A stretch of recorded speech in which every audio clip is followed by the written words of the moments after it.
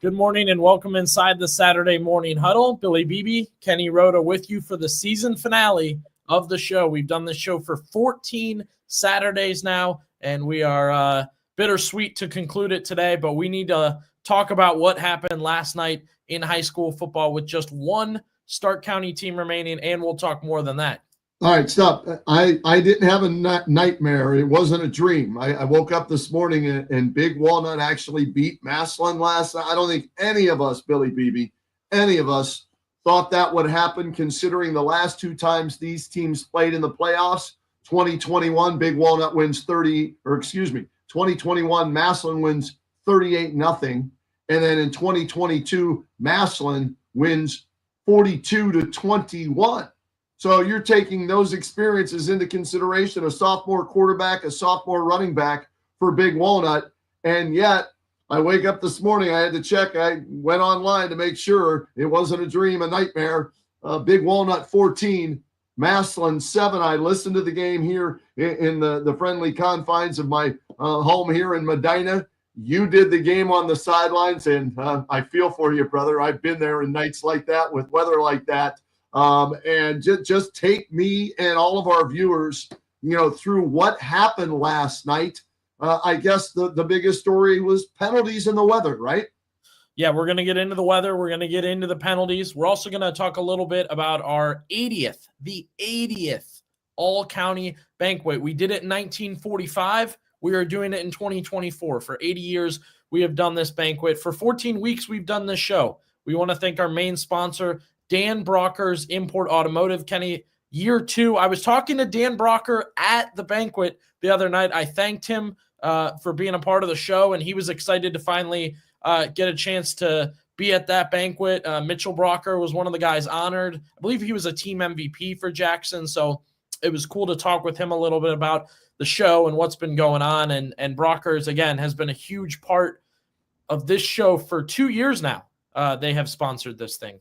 Yeah, we appreciate their love of high school football and giving back to the community in this way of sponsoring this show. Dan Brocker's Import Automotive, 330-966-3923. Whatever your needs are, all right, if your car is of a European make or Asian make, this is what they offer. On the left, the services, the right, the cars and makes that they handle. They're simply the best. And we couldn't be more thankful to have them as the title sponsor of the Saturday Morning Huddle 2 years in a row. Completely agree. Shopping local, supporting local, being a part of a local business. Done and done right there with Dan Brocker's Import Automotive. We'll keep that kind of flow on the bottom there if you need the phone number, or go ahead and rewind in the episode. But I think it's time to get into the game, Kenny. And before we get to the penalties, before we get to the highlights, anything else going on, let's start with the weather. The minute we pulled in, we rode as a crew, the radio crew ruled together. The minute we pulled into that bad boy, we knew what we were in for. The Tigers came out, and I've seen this before. That is Big Mike Wright, no shirt. Walnut had the same thing. They had a lot of guys with no shirts on. And, man, it was a flurry of rain. It was pouring sideways. It was hitting guys in the face. It was cold. Still about 45 degrees at game time. And I do want to shout out the Massillon faithful. They were there in numbers per usual, and they stuck it out to the bitter end at that game.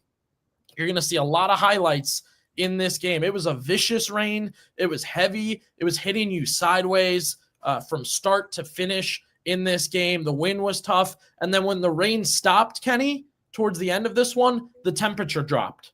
So it went from 46 to 40 degrees when the rain stopped. So you really go 3.5 quarters of cold rain and snow flurries. That stops, and it just becomes freezing. So the weather was absolutely a factor. And you and I talked pregame. I called into your pregame show, and I said I couldn't put enough emphasis on how much the weather was going to play a factor in that game.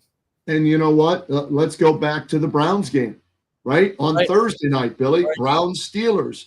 And it was a winter wonderland in that game. And whichever team was more mentally tough and could handle the conditions that were out there was probably going to win the game. And sure enough, the Browns were able to do that and upset the Steelers in that game, 24-19. Well, another upset happened last night. And I've got to believe the weather was a factor, and maybe Big Walnut was just that much more focused based on being the underdog, based on wanting to prove that they belonged with Massillon. And so they seem to handle the weather a little bit better. Maybe that's why for Massillon, you had 175 yards in penalties. Maybe they were losing their focusness because of the weather and the shifting that Big Walnut was doing up front with the defensive line. So both teams had to play in it. Big Walnut obviously handled it better. Yeah, I would agree. Again, so from the beginning here, you get a physical game. Massillon plans on running it. I predicted they would run it. They have 3 running backs that scored touchdowns last week. Mylan Lennox was running for them in state title games last year. Jameer Gamble is up for Stark County Player of the Year. He had a terrific season. So this was a physical game. They battled the elements. They went at it. Both teams had very physical, stern, and good defensive lines. And I urge you, when you watch these highlights, you can see the rain hitting these guys. You can see it coming from the side. You can see the physicality, the slipperiness, the struggles these guys kind of went through to make it happen in this game. So right away, Kenny, as predicted, you could see they are battling the elements. Field position mattered. It was a chaotic scene overall for all the players everywhere, quarterbacks, running backs, offensive lines. Short plays felt like 45-yard gains. So when Massillon would complete a 5-yard pass, it felt like they had went half the field just because it was so difficult. And Big Walnut also was containing Jameer Gamble and company. But I want to give Big Walnut credit. Yeah. Despite the rain, despite the environment, Massillon's got a great crowd. They are Massillon, right? Despite them being the 1 seed, Massillon's favored and predicted. Big Walnut said, we are passing.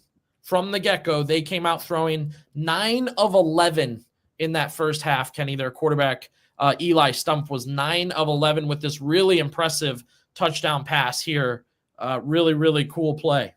And Billy, on that play right there, let's watch. The cornerback's in perfect position right here, right? He's right there. And then for whatever reason, as the scramble happens, he loses him. The key player, you've got to stay with your man right there. And there was too much separation. And, the touchdown pass there from, who was it? Stump to Hatfield gives them the early lead and the confidence that they needed. And I could hear it in Dan Belford, Mark Miller, and Denny Kincaid's description of the game.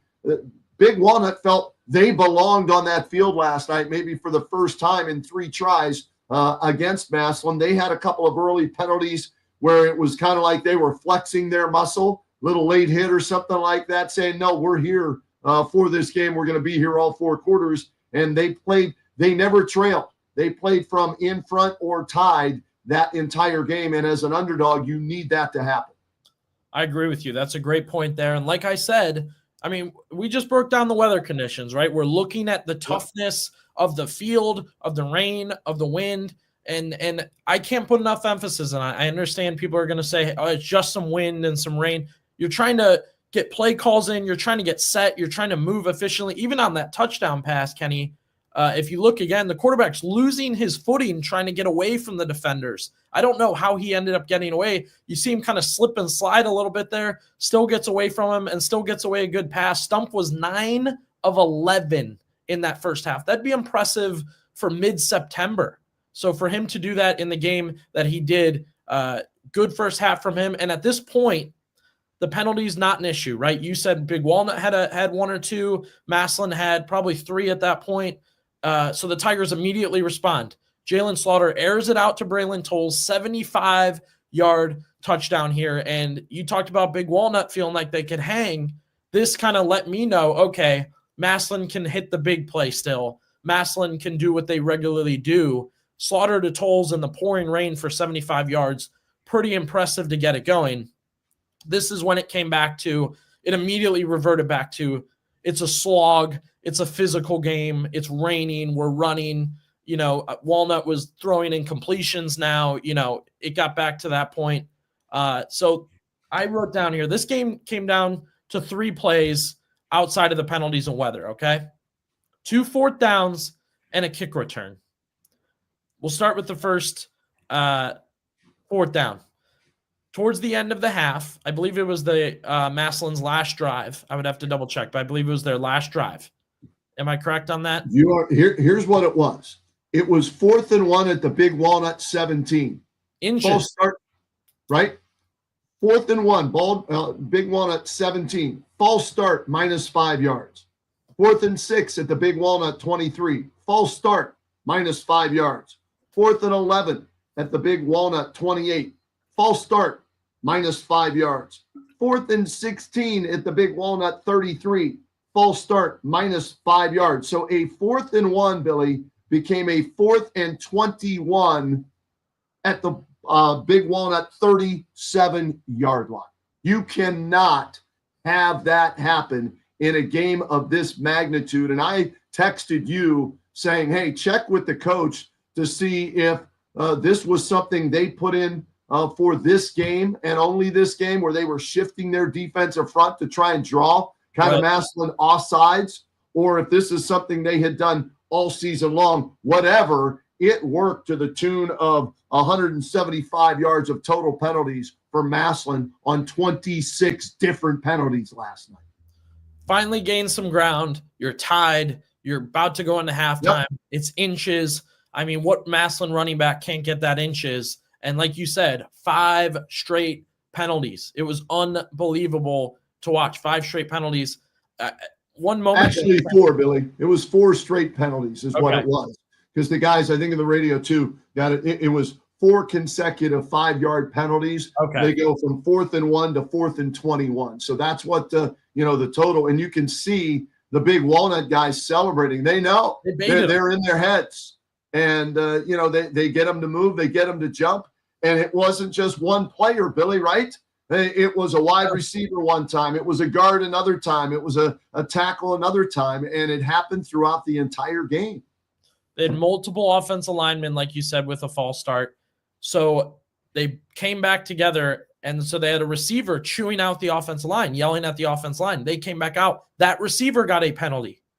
That's where we were at with the penalties. You had players yelling at players, coming back out, and they couldn't not commit a penalty. So, again, that was 4th and inches, like you said, at the 17-yard line. That spoiled it. That took us into halftime, and right away in the second half, Kenny, Big Walnut returns a 97-yard kick return. Little did we know this was the last time a team would be in the end zone that night, was the opening kickoff of the second half.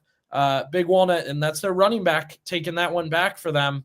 Early, is it Hurley? I got to double check. Burley went 96 yards officially on that kick return to start the second half. Gave them a 14-7 lead 15 seconds into the third quarter, Billy. Really impressive from him. Again, their quarterback and their running back are sophomores. So if you're a Massillon fan, if you're a Lake fan, if you're a Perry fan, I think Hoover's Division II. Yes. Watch Big Walnut. They had a great game from sophomore and quarterback and running back. They're going to be a problem the next 2 years. And that's why I picked against them. I figured that was going to hurt them, right? Yes. Inexperienced quarterback, running back, key players. All right, they haven't faced a Massillon defense like this. And while they didn't have huge games, right? Touchdown pass, though, with no interceptions, right? So check for the sophomore quarterback. The running back, comes up with, a decent game, not a great game, but didn't fumble, didn't hurt the offense. And so that's why I thought for sure Massillon would find a way to win this game with the experience of Gamble and Tolles and Jalen Slaughter as, leaders of this team. And that's why it's shocking, I think, to a lot of people today that the defending Division II state champs are no longer in the running to win another state title. Yeah, positive notes kind of while this game is happening, right? The Massillon defense was terrific. Yeah. Mike Wright Jr. might have had the game of his career. He was extremely physical. He caused a lot of issues for Big Walnut.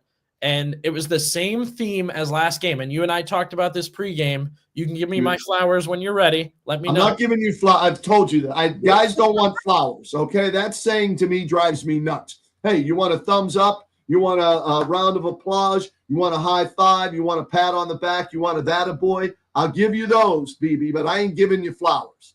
Kenny's he's on his get off my lawn moment here for a second. Yes, I am. I said that was an issue for them last game, that they were committing these penalties and that it could lead to a problem for them into the next game. And then I also had said the weather was a neutralizer. It felt like a neutralizer. It felt like a serious issue. And Massillon had the same problem with defense in the last game. The defense was out there so much. Now, in the last game, it was because they were scoring. This game, it was because they were not. That at the end of the first half against Hayes Valley, Nate Moore had to take the first team defense out literally to give them a rest before halftime because they had been out there for, I believe it was 7 drives in the first half of that game. And I think they got very close to it in this game. So Mike Wright, the defense, Vito McConnell had a really, really good game. Tyler Hacken, Bratt, I want to make sure I get that right. He was really good in this game, kind of climbing up at that safety position. And then on offense, Kenny, I understand they weren't in the end zone more than once. Jameer Gamble was good in this game. Yeah. He just never broke the big one.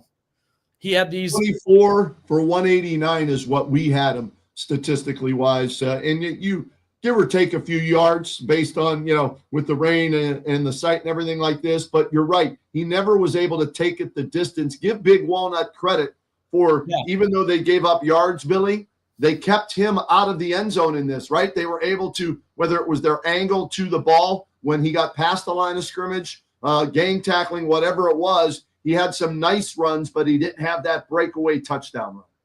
You're correct. Yeah, I believe his long was 23 or 24. And again, he just couldn't get past that second level. Again, it's slippery. It's a good defense. I mean, this was a strategic football game. When you think football, it's usually physicality, one-on-one matchups. This was strategic. Big Walnut came ready. They adapted well. They ran a good defense.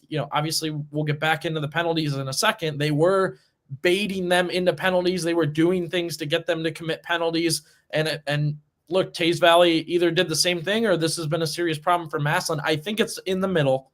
I think it's a mix that teams are getting them to jump and move and offense line, defense line. Then guys are stressed out, right? Then you just want to run a play at that point.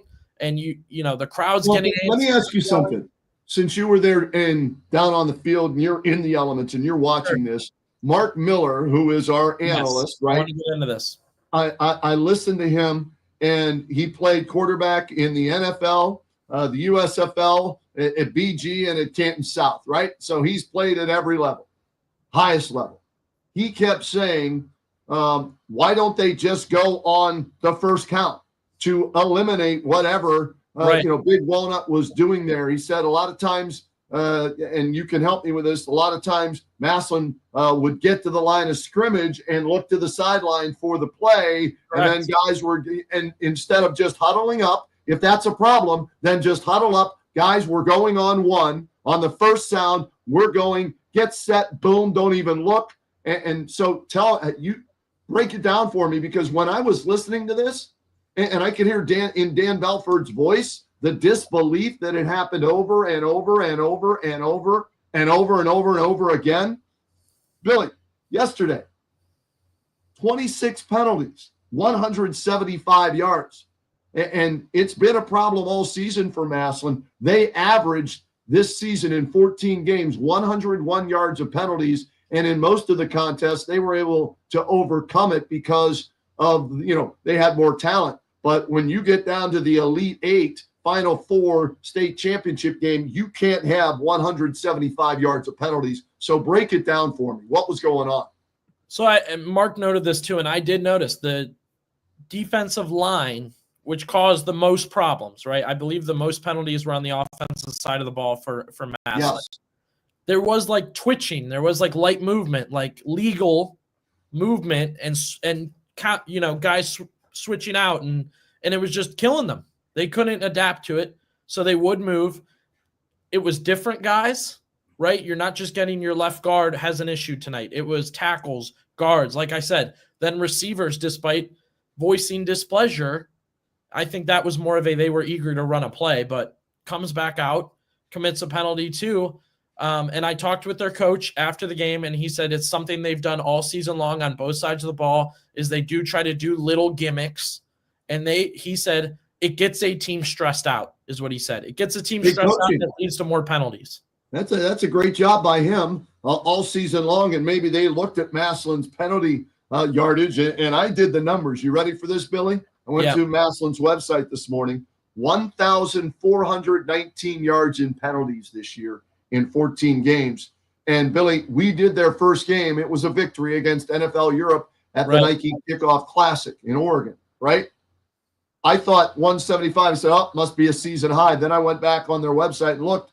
They had 189 yards of penalties in the first game. They won that one by 2 touchdowns. Mm-hmm. Well, you would hope by your last game, whenever that is, week 14, 15, 16, you would start to eliminate those mistakes, those penalty yards.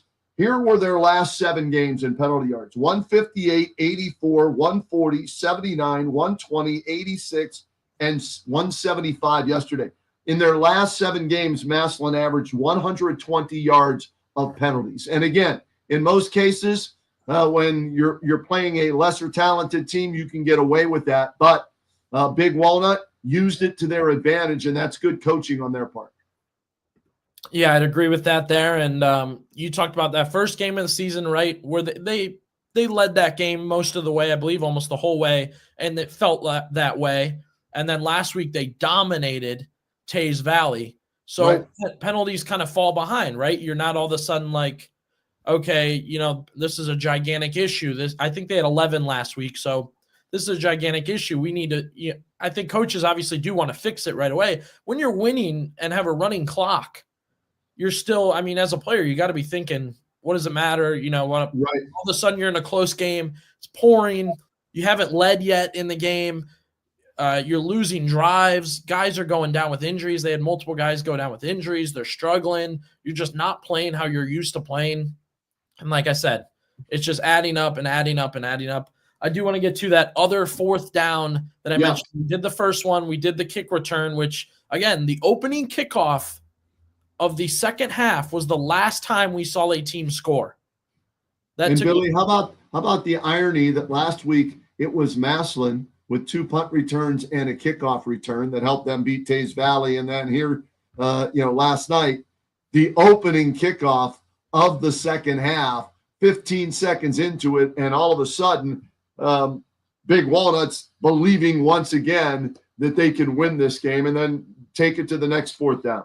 Well, and another note, Kenny, I want to put in there, I talked about how chaotic this game was, right, where you're just trying to sort through information, penalties, injuries, weather, punters. Massillon goes with Jalen Slaughter to start. Then they go back to Hackenbratt late in the game, and that's just another, little sliver of what kind of night it was for the Tigers, where they're saying, okay, we're switching punters now. They shanked their first punt and gave Big Walnut good field position. Yeah. The guys were wondering about that too, because Hackenbrack was up for all county punter, right? So he was right there for the all county punter, and I think he won it last year. And so for him now, maybe he was hurt. Maybe he wasn't 100%, so they were trying to save him. And if that's the case, we totally understand it. You're trying to get through this game and, limit what he has to do. Don't know. Weren't given that information. He did not punt last week, so it's not like it was a game day decision there. So Massillon, it is their 3rd to last drive. They have gained some serious ground. It's 14-7. Finally feels like they are getting it going. They got multiple guys pounding away. Again, 4th and maybe 1, I would say, inches. They had battled through penalties to get to this point. Once again, they had multiple penalties on this drive.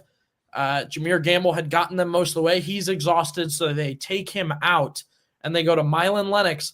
Once again, if you ask me before the game, I will pick any Massillon running back to get you inches. They go with a Mylan Lennox leap. I thought for sure he got this. Denny Kincaid thought it was a tough spot on this play. I agreed, but they're short. They were short. Big Walnut thought the same thing.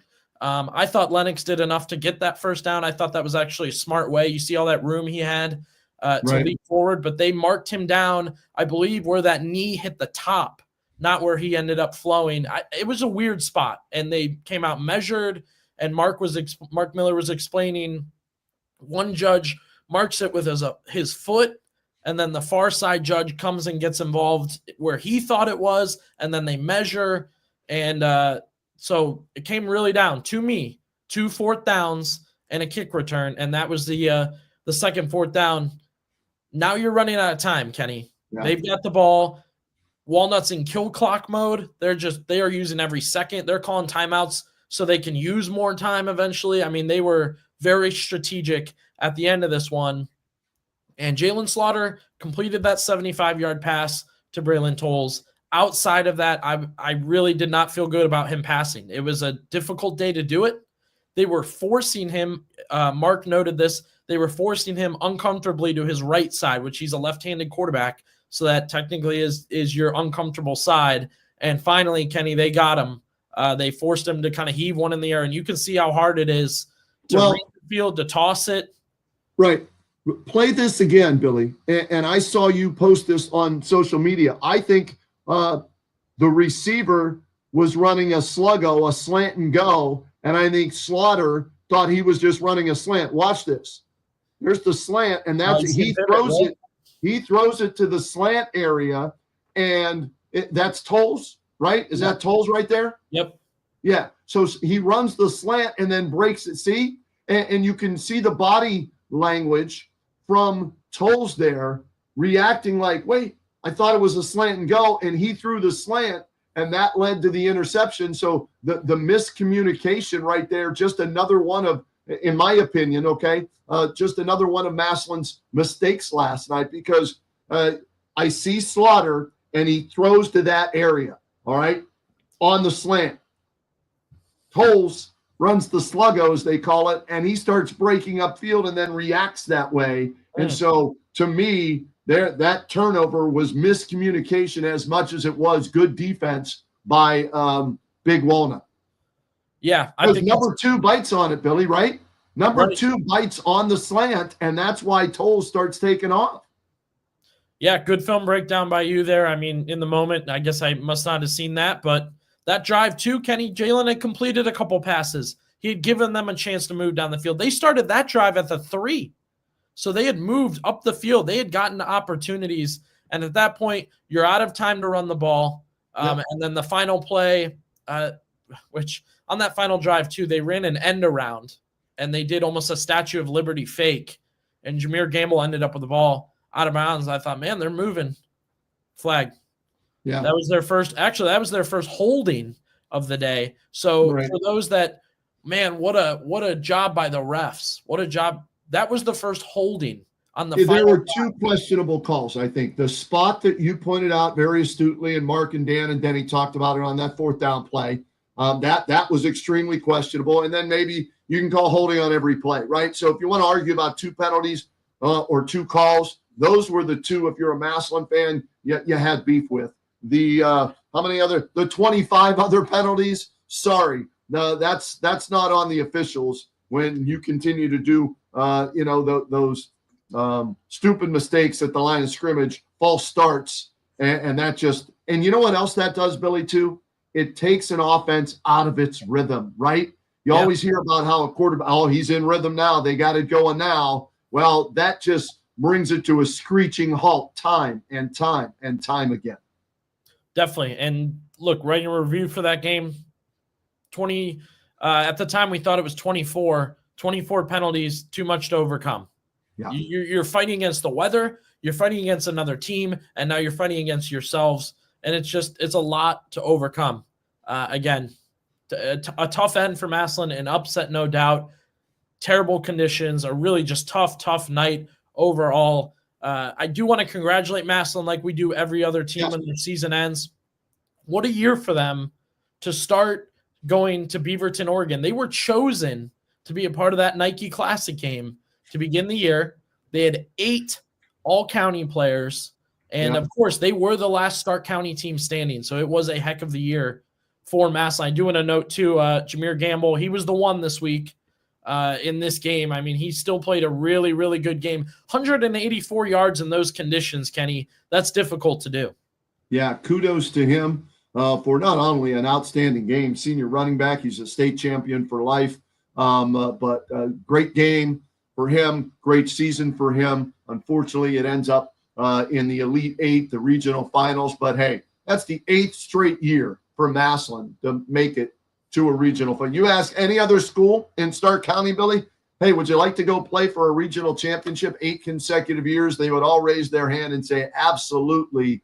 And it's players like Jameer Gamble who have helped them get there over those 8 years for a chance to, get to a Final Four and eventually a state championship. So Nate's been there 10 years, and they've played, I believe, 8 straight regional championships after the first 2. So kudos to the Massillon Tigers. Like you said, last team standing in Stark County once again, but it ends obviously in shocking fashion for them as they're waking up this morning like I was, not expecting or thinking my season is over and we don't get to play next week.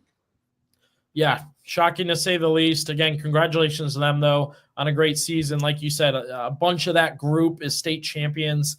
A bunch of them had been in regional championships, won regional championships, been a part of terrific, terrific games. I still remember them when they lost to Hoban. I mean, that was still a really, really fun game there. And thank you to Community One, Kenny. They jumped on with us this season to do the player of the week. And week after week, we got to put this graphic up. Jameer with a great game last night. He was an all-county player at running back. He was part of that all-county offense team. But they jumped on with us this year, and we were really, really happy to have them on. Again, supporting high school football, supporting the player of the week. We really, really enjoyed having them this year. Another thing we really, really enjoyed, our all-county banquet the other night, Thursday night. We get dressed up. We honor the all-county offense, the all-county defense, 19 team MVPs, our Jim Muzzy Scholastic Achievement Award, our Jim Johnson Sportsmanship Award, the Stark County Player of the Year, and the Stark County Coach of the Year. First things first, I said I was going to do this before we get into the awards. It's a who wore it better. Drop down into the comments. This is me and Rhoda. Of course, celebrating a great night. Kenny, you did a great job running this thing, taking it from start to finish, interviewing a Hall of Famer who was our guest speaker this year, Dermontti Dawson of the Pittsburgh Steelers. We had a really, really fun night. And again, that's open to the public. So if you're interested in checking it out next year, be there. Hey, JT and I determined that you need to go on the Jimmy Fallon. Have you ever seen Jimmy Fallon when he talks about, I got my tight pants on? We determined that you're a candidate to go on Jimmy Fallon and be part of the tight pants community versus us old guys who wear the baggy, comfortable pants. I don't like baggy. That's my problem is I don't like baggy. So no problem there. We had a great night, and I'll let you pick. What award do you want to jump into first? Well, you know what? Let's go with the Sportsmanship Award because this was part of the entire night because we give away the Jim Johnson Sportsmanship Award, the Jim Muzzy Scholastic Achievement Award, and those names are synonymous with high school football in Stark County at WHBC, right? They're the guys that paved the way for us to do what we do with Games of the Week, with the Banquet, branching out to this, the Saturday morning huddle, leading to more coverage because they wanted to give as much coverage to the teams, the kids, the coaches in Stark County when they were the legendary voices at WHBC years ago. So let's start with the Jim Johnson Award. His son Mike came up, was there. He is a teacher there at Hoover, so he's still in the community, right? Mm-hmm. And he talked about his dad and what high school football meant to his dad and the fact that he was around his dad at all these games and got to travel with his dad and take it in as a ball boy on the sideline at practices and everything. And I thought it was a great speech by him. And then the Sportsmanship Award. So many times in today's world of sports, regardless of level, a lot of trash talking, a lot of finger pointing, a lot of taunting and everything like that. There are some who still, I guess the best way to put it is there are some who still respect their opponents no matter what's going on, right?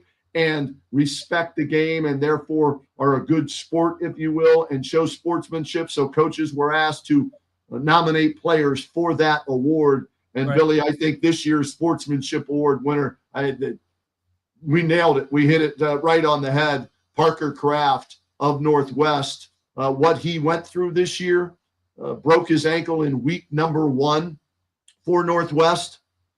And vowed to try and make it back for his teammates at some point later in the season, but while he was rehabbing that broken ankle, was there for his team as a leader in I'm sure the locker room, at practice, at games. And what do you know? This kid comes back. We see him against CVCA make his debut week 8 or 9, whatever that was. And they got beat. They got whooped. But I saw him after the game. I congratulated him on coming back. You could just see he had achieved something, and his teammates, even though they got drilled that night, his teammates were happy for him, right? That he made it all the way back. He played offense and defense, right? Yeah. Coming back from a broken ankle. And then lo and behold, Northwest gets into the playoffs, and he sets a school record. And again, 425, 430, whatever the official yardage total was for that game, and 5 touchdowns in a playoff game, second most rushing yards in Stark County, right behind, I think, Deuce Johnson from Alliance. And what a great way to, cap off his season of everything that he went through, the ups and downs, the adversity. And I think it was a perfect choice for Parker Kraft as the Jim Johnson Sportsmanship Award winner. Don't you? Yeah, here's Mike Johnson. Again, the entire banquet is on our YouTube channel, and then the individual awards are on our YouTube channel. Mike Johnson gave a terrific speech about his dad, like you said, Kenny. It's about 10 minutes, so I did cut it down to just the end here and then Parker's speech. So if you want to go watch Mike's entire speech, go onto our YouTube channel and watch that. But I would urge people to do that, Billy, because he talks about the history with his dad. I urge them to do that for sure. I agree. Great point. Here's his presentation.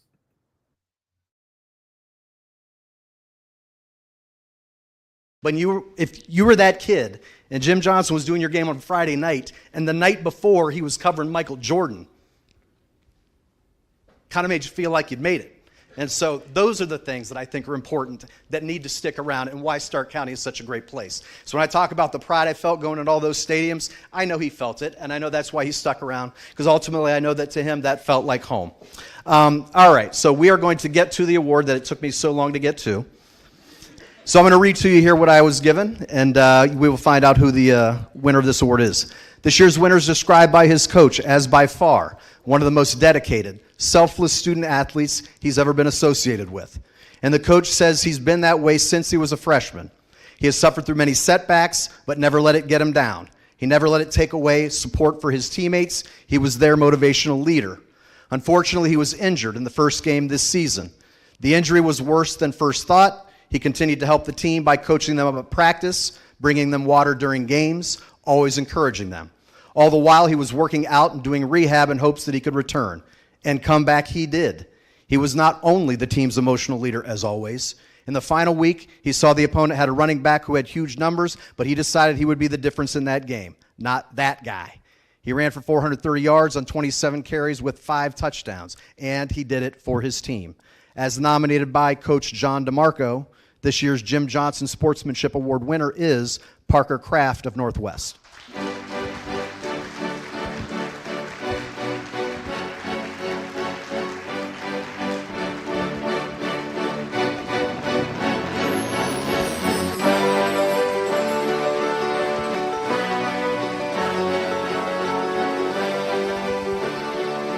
Parker, come on up here after this photo, say a few words.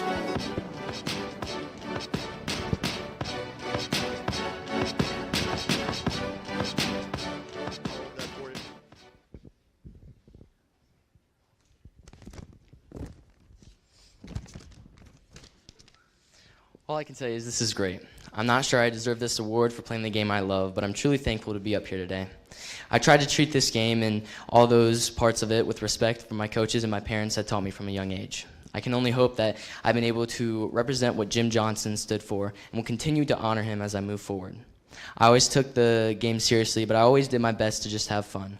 Talking crap or taking things too seriously were never me. I just wanted to have fun. Although my senior season was cut short, I still had a blast. The last cheer, the last whistle, and all the memories out there on the field will never be forgotten. I didn't know Jim Johnson, but I can imagine he'd tell me to respect the game of life, work, and others, and you'll be rewarded for it. So if this qualifies me for this award, I humbly accept it. Thank you to my coaches for having such a heavy influence in my life, and also my parents for always being there for me and allowing me to do the thing I love most. Awesome. Well said. Yeah, a lot of great speeches you're going to see from, again, high schoolers. First time we've seen the kids, maybe my first time, but, acknowledge who the award was named after. And I think a lot of that was because of the speech Mike gave. Great stuff there. Moving on, Kenny, Scholastic Achievement Award. I cut my little jokes to start this award out, but, it is a great reminder that these are 17-year-olds achieving high things on the football field, in the classroom, and in their community. And again, the coaches, it's hard to pick because the coaches write such great letters about their student, the one they want nominated, and it's a tough pick, but always fun to watch this because when you hear that GPA, when you hear the other things they achieved off the football field, I mean, it's incredible. What was the one that you couldn't believe? Was it a 5.2 or something like that? Somebody had like a 5.2 GPA, and I think you could take my sophomore and junior year and add them together, and it might equal that GPA. So these kids today with their AP classes, and some of these kids are going into college as sophomores in college because of all the AP, and to take all of that and still be a teenager and play a sport and be able to do all of this, that's why this award is so special to us and named in honor of Jim Muzzy and what he meant. And this year's recipient is very deserving. A lot of the kids were very deserving because those letters of recommendation from the coaches, like you said, are outstanding, and you couldn't go wrong with anybody. But this year's winner was Ryan Lippy from Lake, defensive lineman, offensive lineman, and a big dude. You stood by him. I stood by him. He dwarfed, we looked up to him, right? He's a large individual, but even larger in the classroom. Yeah, I wish I got Parker because I think it would have been a better even picture. Right, yeah. Here it is. Let's take a look. The coach of the winner of the Jim Muzzy Scholastic Achievement Award says that, yes, this young man does well on the football field, a tireless effort that sets him apart. But more importantly, it's his dedication in the classroom and total commitment to becoming a true scholar athlete at his high school. Some of the things he's done off the football field include being a member of the National Honor Society, a Lake High School Mentor and Archie Griffin Scholar Athlete Award winner in 2021, a member of the Lake Gen Yes program for 4 years, and a leader in the annual football camp. He carries a 4.51 GPA, is ranked 8th out of the 276 students in his class. He's excelled in multiple college credit courses as a sophomore, junior, and as a senior. He is truly committed to his country as well, as he plans to attend and play for the United States Air Force Academy moving forward. Nominated by his coach Dan DeGeorge, the winner of this year's Jim Muzzy Scholastic Achievement Award is Ryan Lippy of Lake High School.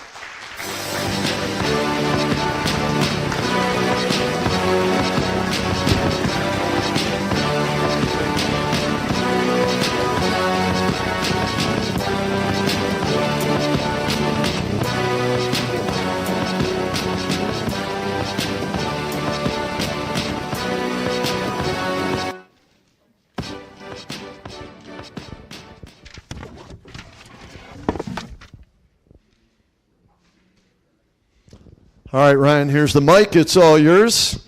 Say a few words. Congratulations on that award. Well deserved. Thank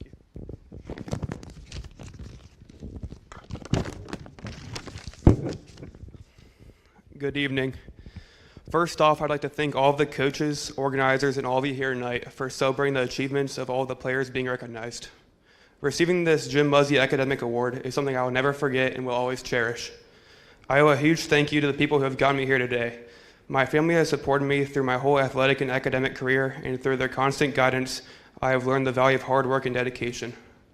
I have also been blessed with amazing coaches, teammates, and teachers that push me to be better every day, challenging me to be the best athlete and student possible. I want to thank God for his support and love, for he has given me the strength, blessings, and purpose throughout my journey. Balancing athletics with a difficult academic schedule hasn't always been easy. I failed tests, had long, late nights studying and doing homework after practice while learning to balance my athletic, social, and academic life. I've learned that discipline and focus not only is great on the football field, but makes a difference in the classroom as well. Football taught me about perseverance, and the lessons I've learned have helped me to stay motivated in the classroom today. Most importantly, I would like to thank my dad, who has been there every step of the way, coaching me and guiding me on the field and in the classroom. Thank you again for this recognition, as it inspires me to keep striving to be the best person I can be. I am very grateful to be elected as a winner of this award, and I'm thankful to be part of such a successful group of people. Thank you.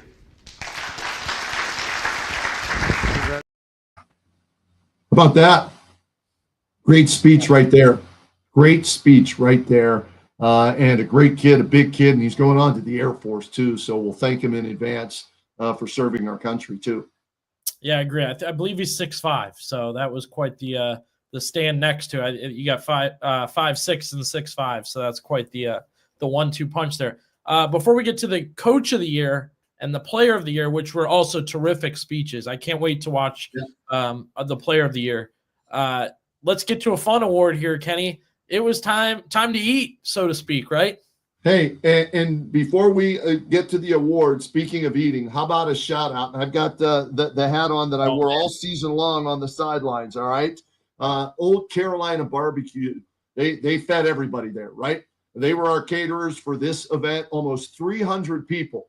And Brian Bailey, the owner of Old Carolina Barbecue, everybody knows if you listen to the Kenny and JT show, my favorite place, for ribs and mashed potatoes and the green beans and their vinegar coleslaw. I know the menu off by heart. Anyways, so he sends us a text while we're doing the Kenny and JT show beforehand. Over 1,000 rib bones, 75 pounds of pulled pork, right? And he listed everything. And it was their third catering event of, the day that day at St. Gerolambus, the Cresas Event Center. And thank you to all those people as well. Love being there. They have us for so many different events, and they do a great job as well. So this 80th anniversary event was just so special in so many ways, Billy, honoring our past as part of the community, honoring the players and the coaches, having it at St. Gerolambus, and getting Old Carolina Barbecue involved because, Billy, throughout the season, what did we give away? The Old Carolina Barbecue Player of the Game, and they got a $25 gift card if they were the player of the game. So it was appropriate to have them as our caterer for this event. And everybody said it was a touchdown, no question about it. Hall of Fame move, bringing them in, tailgate food. So I think you get, they're having a special on gift cards right now at Old Carolina Barbecue. I forget the percentage off, but for the holidays, Black Friday, whatever, you can go there and get a percentage off. Tell them Kenny and JT, Billy Beebe, the Saturday Morning Huddle sent you. Old Carolina Barbecue, they are the food of football, regardless of what level of football it is. All right, so that takes us into what? More food and what we love, and that is the pregame meal. You always talk, Billy, you ask the players, the coaches, what do you eat before the game? Well, as broadcasters, we're going to these games, and a lot of the times we get fed and fed very well. So we said 3 years ago, let's start the press box, WHBC press box food fight challenge. Let's see who has the best food in the press box. We stole it from Todd Blackledge when he did it on TV. So, and of course, North Canton Hoover. And so 3 years ago, we started it. Northwest, the first ever winners of the press box food fight challenge. Last year, people were gunning for Northwest, and it was 37-37 kitchen at Perry High School. The kids cooking. The kids cooked and made us a remarkable meal last year, right? So they won the title last year. So they were, what everybody was shooting at.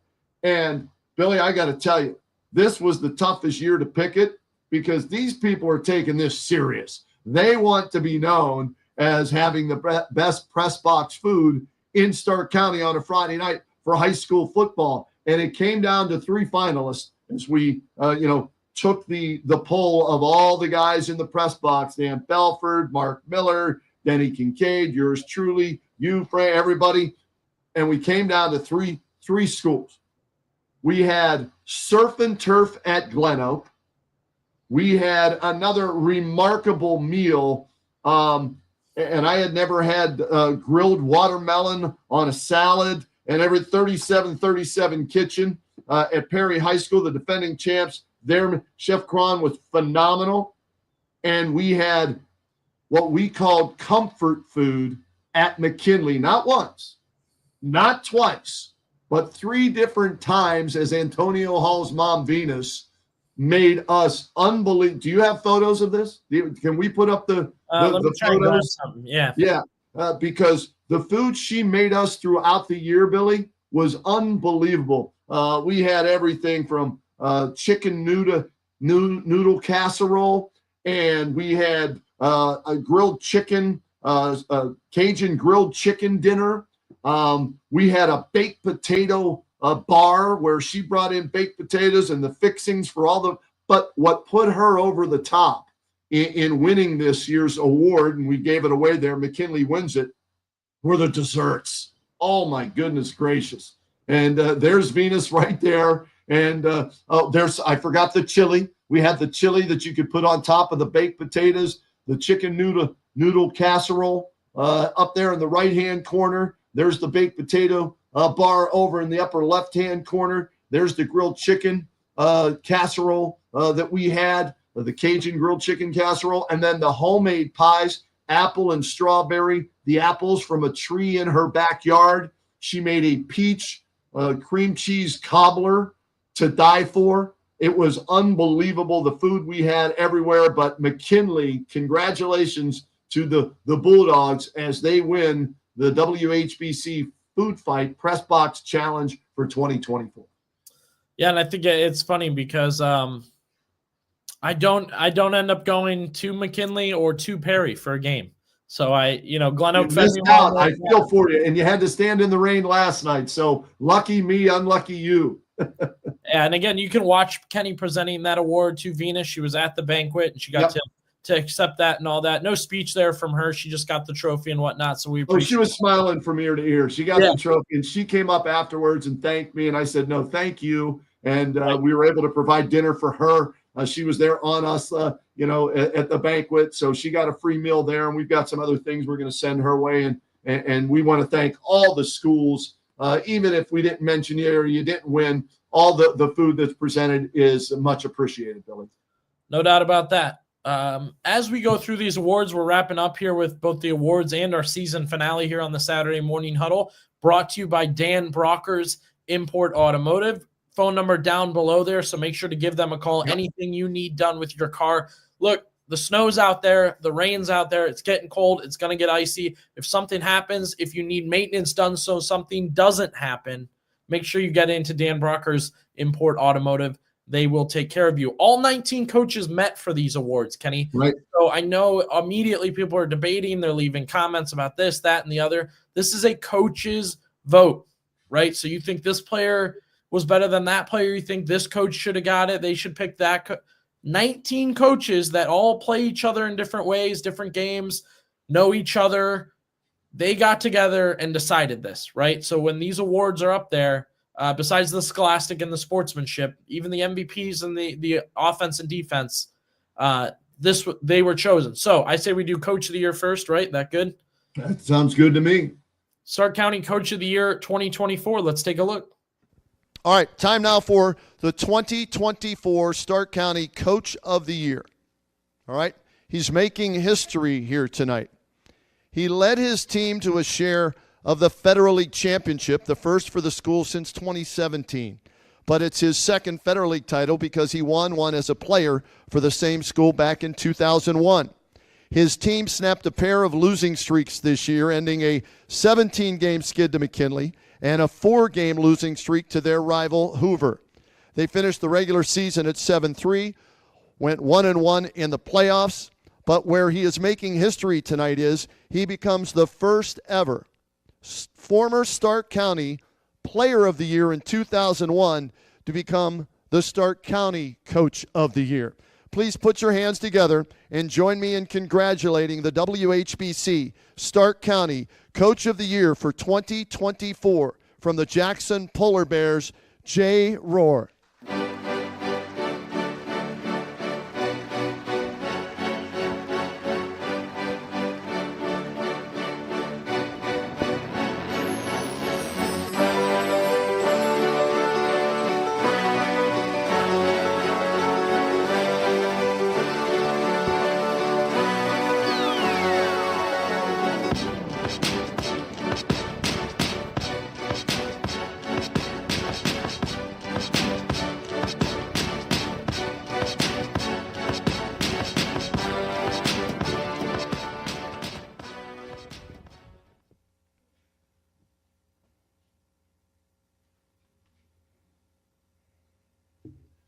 Let's see if I can do this.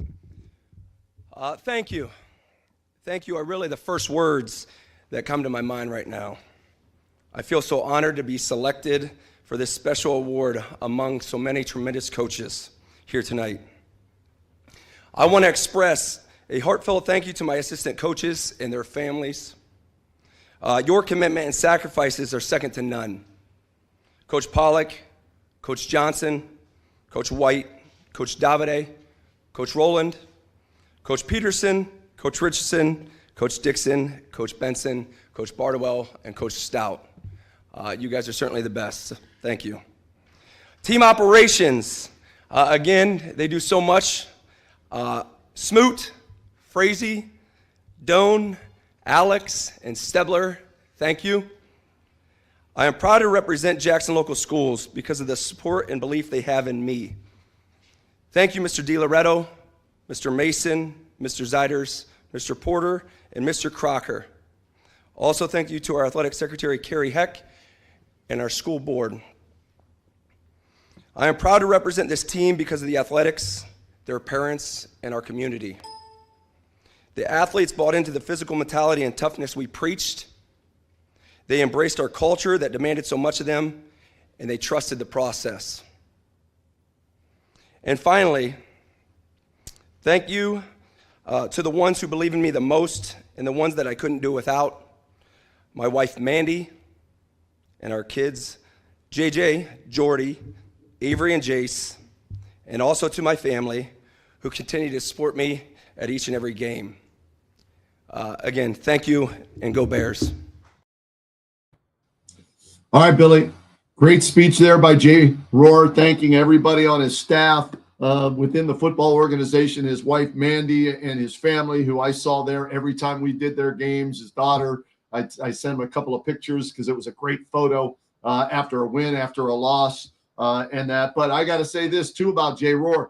And there he is with Phil Morrow, his coach from 2001, who was also a Stark County Coach of the Year. So great to see two of Jackson's finest come together at this banquet. And Billy, I got to say, you and I looked pretty good, but how about Jay Rohr sporting that purple blazer in honor of the Polar Bears? And his wife, Mandy, also had a purple, I think it was a jumpsuit or, outfit on. Those two rocked the Polar Bear colors to a T, so they might have bumped us down a level or two. Yeah, I love purple. Yeah, I'm a Purple Raider, so I all about the purple. And Jay Rohr, great season for the Polar Bears. They started 0-2. They turned that thing around. They grabbed half of the Federal League. That was an impressive late season win. I mean, really, they were neck and neck to win that playoff game with McKinley. That was an extremely memorable game. And again, to win Stark County Coach of the Year, we know how competitive Stark County football is, number one. Number two, we know how good the coaches are in Stark County. You have long-tenured coaches, and you have extremely experienced coaches that came from the football field or different programs or worked their way up. So, it's not a beat-them-out situation, but to be chosen now to be on that list. Tom McDaniels is a Hall of Fame coach, Kenny, in National High School Football Hall of Fame. He only won it 3 times in his years coaching. It's not easy to do. Jay Rohr's got one. Congratulations to him. And again, a cool moment there. That's his high school football coach right there, Phil Morrow, who won it in 2001. He was the Stark County Coach of the Year in 2001. And Jay, as you said in your speech, was the Player of the Year in 2001. Years later, it's cool to see that. Kind of a fun behind the scenes. Phil Morrow contacted us and said, should I come? I want to support Jay, but that's a drive and money and all that, and we kind of had to be like, we already knew, but we don't reveal it till the end. We're like, you should go. You should go, right? It's probably a good idea, right? To show up. And how about the year that Jay had, Jay Rohr? Stark County Coach of the Year, Federal League Coach of the Year, Division I Inland Coach of the Year. So 3 awards. So the coaches, like you pointed out, vote on this award. And I know that means more to other coaches when they win this award when they're picked by their peers, right? And Jay Rohr gets the award, and he gets to be in the same category as his former coach there, and he won other awards as well. So congratulations to Jay and the Polar Bears on an outstanding season. And he was so accessible to us, whether Yes. it was, on our show, the Kenny and JT show, here on the Huddle, or during games before halftime and afterwards. And I believe Jackson had 5 all-county players that they ended up with. So really impressive stuff there for them. It is time. The Stark County Player of the Year. You saw us debate on this show. We felt it was between Chase Badger of Northwest, who was on the all-county team already. He was one of the quarterbacks chosen. Great season from him. He ends up winning that quarterback job. Record numbers. I mean, just having a terrific year there. Fun to watch. Jameer Gamble for Massillon. Massillon, one more time, had such a good year. Jameer Gamble, what was it, Kenny? A 5-touchdown game, is that right? Or I'm 290 yards and 5 touchdowns. On 15 carries. Yeah. Was one of his games, and we knew from the get-go in Oregon, Jameer Gamble was going to have a big year. And then Charlie Christopher for Lake, to be the best player, not out of necessity, but out of talent and who he is. Not, we don't have enough guys, so you have to play 2 ways. But you are so good, we are going to play you on offense and defense, and you are the best player on both sides. That is Charlie Christopher. That is what he was this year for the Lake Blue Streak. So let's take a look here, Kenny. And again, voted on by the coaches. In this, his senior season, our Stark County Player of the Year dominated in all 3 phases of the game. On defense, he led his team in total tackles with 129, tackles for loss 25, and sacks with 8. And he also added an interception. On offense, he led his team in rushing with 955 yards. He also led his team in total touchdowns with 14. He was second on the team in total offensive yards with 1,201. On special teams, he blocked a punt and also returned a kickoff for a touchdown. He was a 3-year starter and led his team in total tackles in each of those 3 years and finished his career as the school's all-time leader in tackles with 394, tackles for loss with 44. On top of that, he's a 2-time All-Stark County player, a 3-time All-Federal League player. He is all-time Ohio at least once, more than likely twice after this season. And he was just named the Federal League Player of the Year. And how about this? Like father, like son. His dad was the Stark County Player of the Year back in 1991. Please join me in congratulating the WHBC Stark County Player of the Year for 2024. Linebacker, running back, kick returner, football player from the Lake Blue Streaks, Charlie Christopher.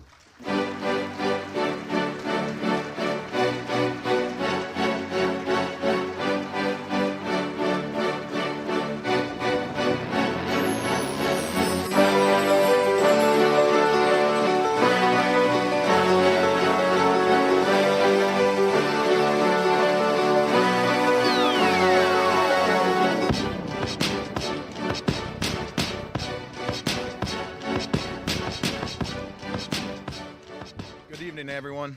First and foremost, I'd like to thank WHBC for presenting me with this prestigious honor and hosting this amazing event. Also, thanks to all the Stark County coaches who voted for me and gave me this opportunity. I'm incredibly honored and humbled to receive this award.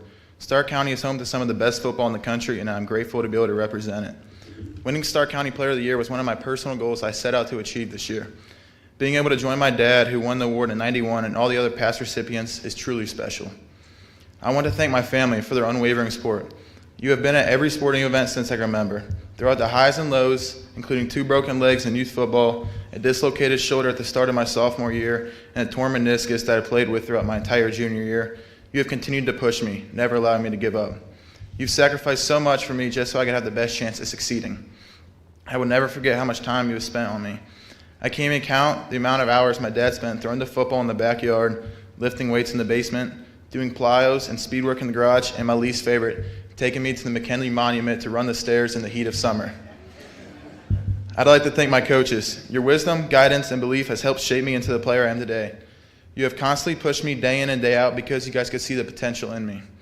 Thank you, Coach George, for putting us in position to win 28 games over my 3-year career. To Coach Viscount, who continues to produce one of the most dominant defenses in the country. To Coach Hunt, who made practice enjoyable and not an everyday grind.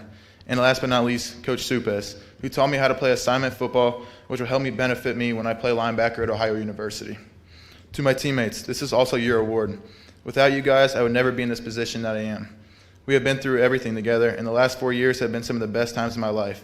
I'm proud to be a part of such an incredible family and team. Lastly, I want to recognize all the other players and coaches here tonight. You all have worked so hard and deserve every piece of recognition, so congratulations. And best of luck to the Massillon Tigers as they take on Big Walnut tomorrow for the regional championship. Thank you again. I'm truly honored to receive such a historic award. Man, all class. Great speech, man. All class. A shout out to Massillon there. And this, Billy, he did everything. I remember talking to Dan DeGeorge, his coach, after week one. Remember, they had to reschedule a week one game. They went out of state. I think it was McKeesport. They went to Pennsylvania to play, and it was a double over. I'm trying to remember, either overtime or double overtime. 36-35, they win. He's banged up in that game a little bit. But he said, I'm good, coach. Put me in on the 2-point conversion. And he was the lead blocker for the sophomore Ty DeGeorge, who scored the game-winning 2-point conversion in that game. So whatever was needed by him, he did it for that football team on offense, on defense, and on special teams, in the locker room, as a leader, all of the above. And Jameer Gamble worthy? Yes. Chase Badger, was he worthy of this? Yes. But Charlie Christopher stood out. Again, the coaches made this decision, and to them, he stood out above everybody else this year. Really impressed with Charlie, both on and off the football field. And again, one more time, Kenny, his dad. There's him and his dad at the banquet. His dad won that award in 1991, and he's their strength and conditioning coach, I believe. He's also, I think, running backs or something else coach for them. And there's them after. Limited will the players tell us their personal goals, right? They'll always feed us. Yeah. We just want to win. It was cool for him to say that whole season he was thinking, I'd love to win Stark County Player of the Year. And again, his dad, the winner in 1991, and Charlie, the winner in 2024, 33 years later. Billy, think about the added pressure he put on himself, wanting to win that, right? How cool would it be to do what my dad did? And Matt was a beast from everything that everybody told me back in his days, and their great run in the playoffs. And to say, no, I want to be like my dad, and I want to do something he did, and we want to be father, son, Stark County Players of the Year, and then to go out and do it. And how about all the injuries that he overcame throughout his career? And to still want to put in the work. We talked about Parker Kraft earlier, coming back this year, for him to stay with it. And now he's going to play for the Bobcats at OU. And I heard his dad, we were talking afterwards. I got a picture with both of those guys. And his dad was talking about, hey, we got an RV, and we're going to start making road trips to wherever Charlie's playing next year for OU. Wow. So I might want to go on. Well, I got to reach out to Matt and say, hey, take me on one of the Roadman on a road trip with Matt Christopher to go watch his son Charlie. I'm up for that, man. I love road trips and tailgate. Yeah, that's pretty cool. And you heard him talk about the coaching staff, what Lake's done year in and year out. I feel like we're always seeing great Lake players up for awards, winning awards. And, like you said, Kenny, he thanks his coaching staff. He thanks or his coaches. He thanks his family.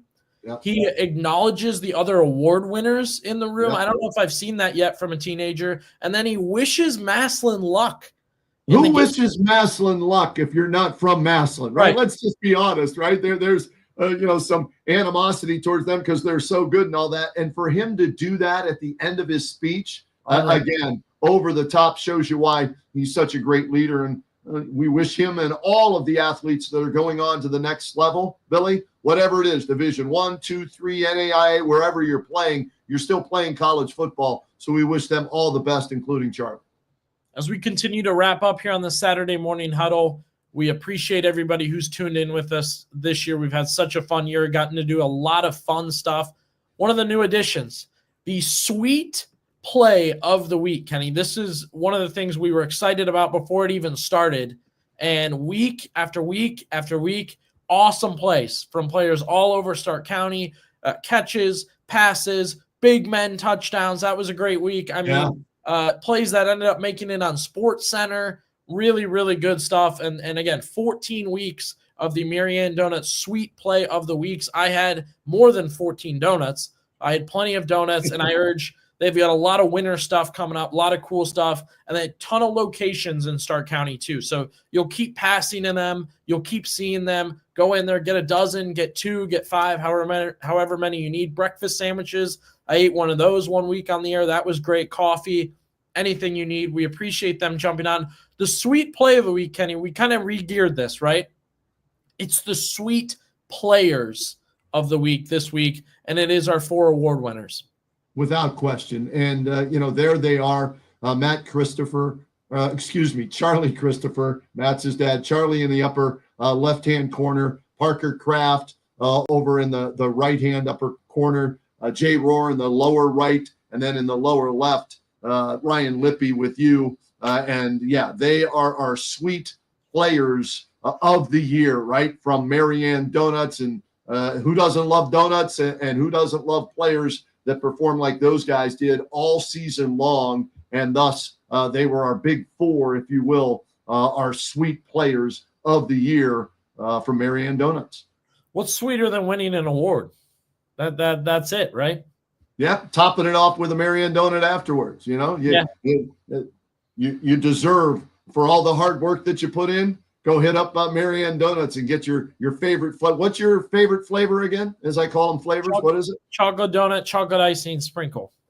I'm old-fashioned. Just give me sugar donut, or if I get to pick a little bit and be precise about it, I love the apple-filled donut with the cinnamon sugar on top. So those are my 2 favorites.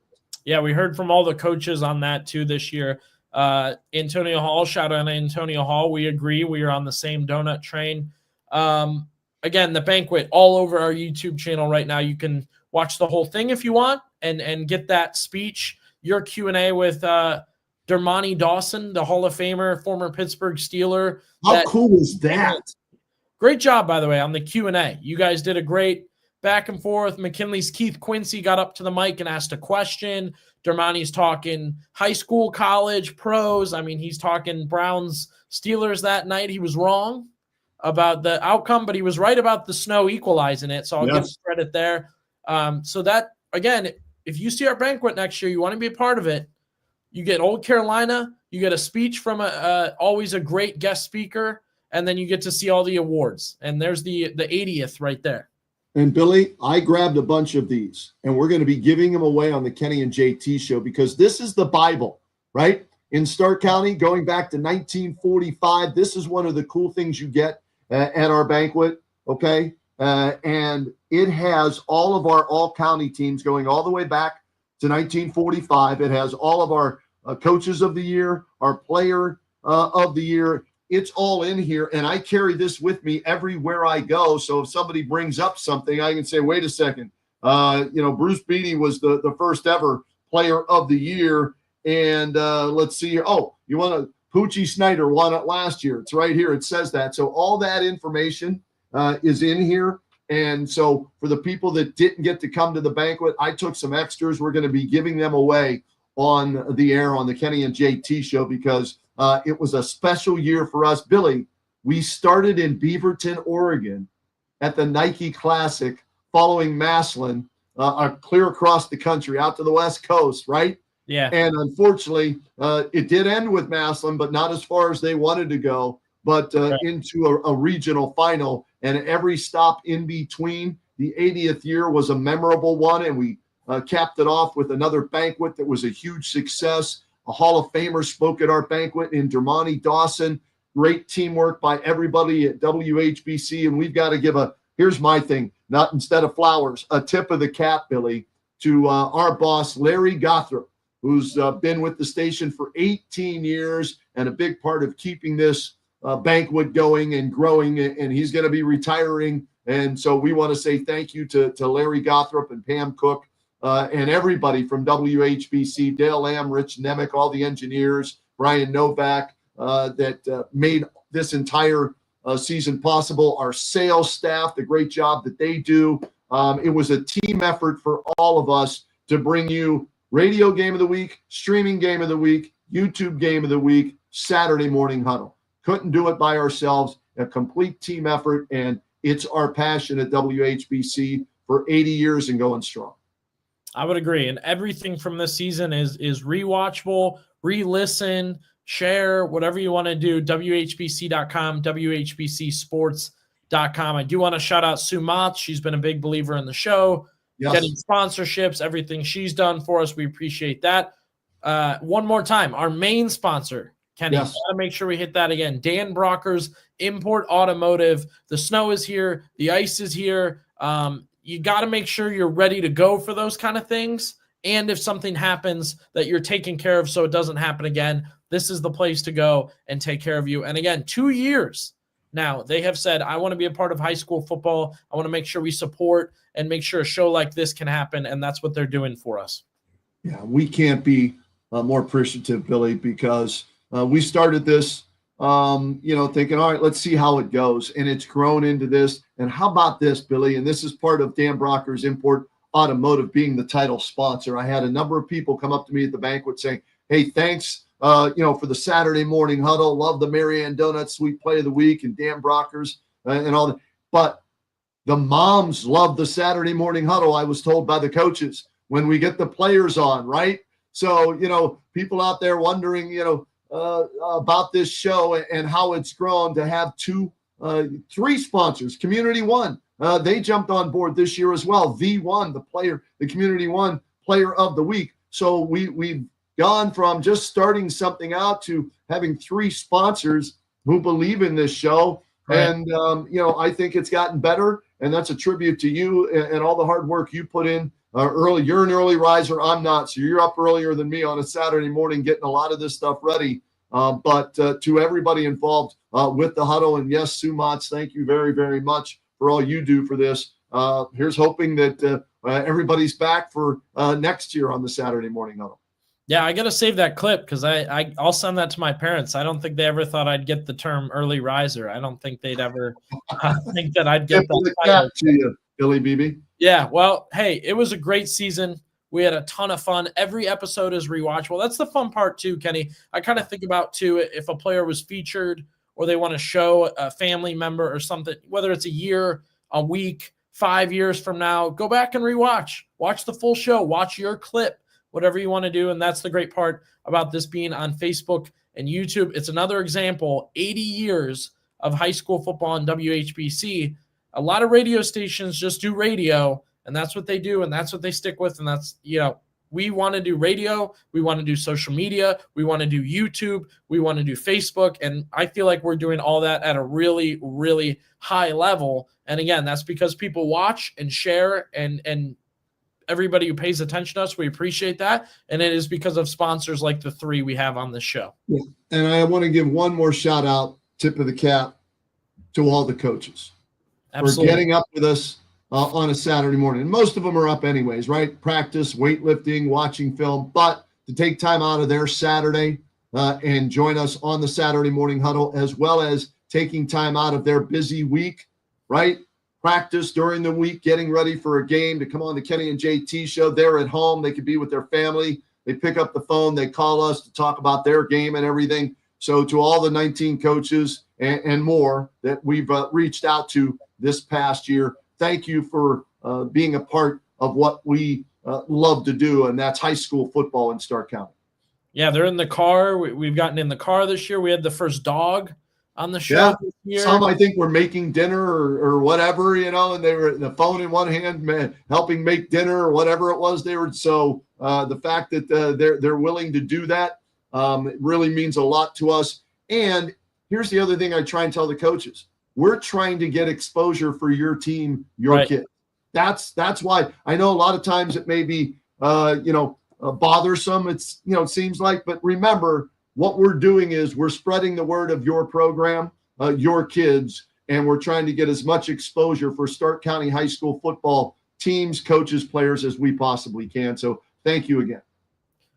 Great call there. WHBCsports.com, WHBC.com. Basketball's coming up. You can check all that out. Everything we've done for football season is logged, cataloged, ready to go, and that's set. And whatever else you want to go back, you want to listen to full games, highlights, clips, whatever. It's all there. It's all logged. So again, we're trying to keep that up to date for everybody. Partner, great job this year. Hey, Brian Novak, too. Thank you, Brian, for helping us load all the scores in on a Friday night. Brian does a great job with the halftime show and the postgame show on WHBC and Mix 94.1. And he helps us by getting all that information to us for the Saturday morning huddle. So I didn't want to forget our producer on the Kenny and JT show, and also executive producer. We'll give him that title for the Saturday morning huddle for all the work he does for us as well. And great job by you and again everybody at WHBC. Yeah, and I know we're doing a lot of shout outs here. Derek Philo does color for a stream game. He takes video while he's doing color, so a lot of the stuff you see is from him. Ethan Jenkins did a great job on play-by-play this season.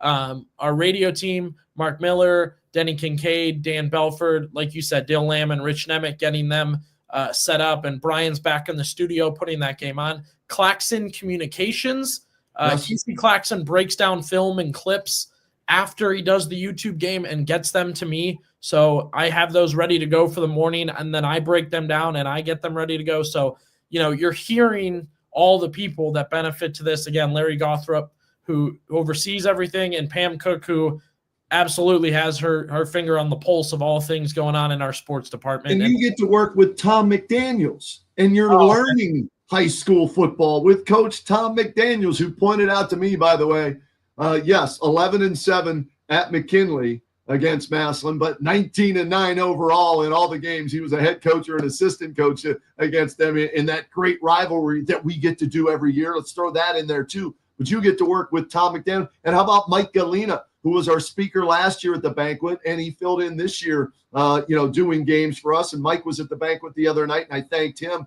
So everybody that's part of our broadcasting crews, you all do a fabulous job. Yeah, that's a good example. When you tune into a game with WHBC, it's not just people we grabbed off the street to try and put this thing out. It's Hall of Fame coaches, National Hall of Fame coaches, Tom McDaniels, guys that have done it for 40 years. I don't want to date Belford, but this was Belford's 40 year. He told me this was year 40 out of 80. So half of them for Belford. He's been at half WHBC's. Yeah.